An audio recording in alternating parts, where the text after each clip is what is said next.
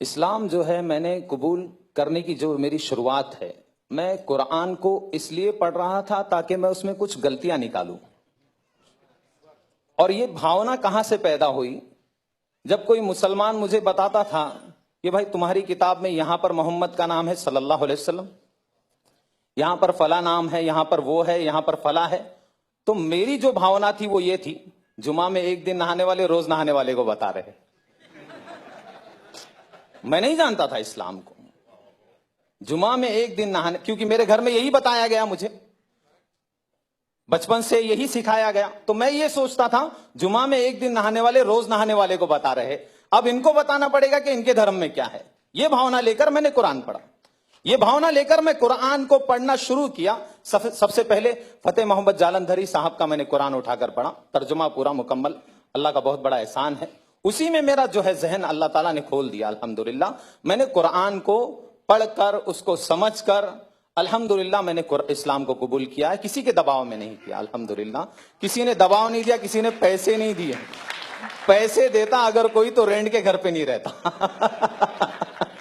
اچھا، بارک اللہ فیک. ابھی تو آپ اسلام کے بارے میں بہت سارے چیز جانکاری حاصل کریں. میں آپ سے یہ سوال کر رہا ہوں، آپ بھی کیا ہے، آپ آلریڈی جو ہے لوگوں کو بھی اسلام کے بارے میں آپ جانکاری دے رہے ہیں. تو میرا یہ سوال ہے، کیا اسلام میں جائز ہے لوگوں کو فورس کرنا اور اسلام قبول کروانا؟ ایسا کچھ اسلام میں جائز ہے کیا؟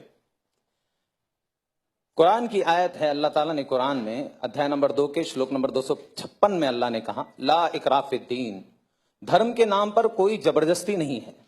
قد تبین الرشد من الغی، میں نے اندھکار اور پرکاش کو واضح کر دیا. اندھکار کیا ہے؟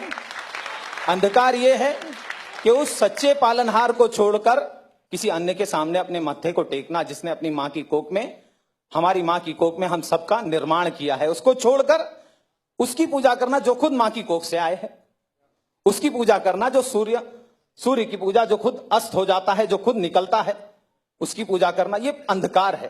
پرکاش کیا ہے؟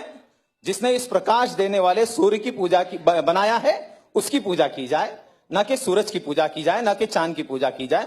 یہ قرآن کی بہت ساری آیتیں ہیں. قرآن میں بھی ادھیائے نمبر 41 میں بھی پالنہار نے کہا ہے، اللہ تعالیٰ کہتا ہے، سچے پالنہار کہتے ہیں کہ لا تسجدوا للشمس ولا للقمر واسجدوا، نتمستک مت ہونا نہ سورج کے سامنے نہ چندر کے سامنے، بلکہ اس شکتی کے سامنے، اس پالنہار کے سامنے نتمستک ہونا.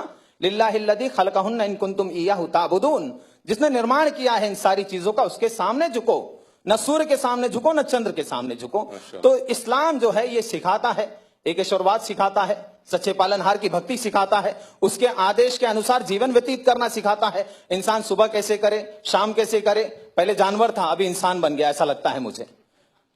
پہلے مجھے نہیں معلوم تھا کیسے جینا ہے، کیا کرنا ہے. سو کر اٹھوں تو کیا کروں؟ سو کر اٹھنا بھی بھکتی ہے.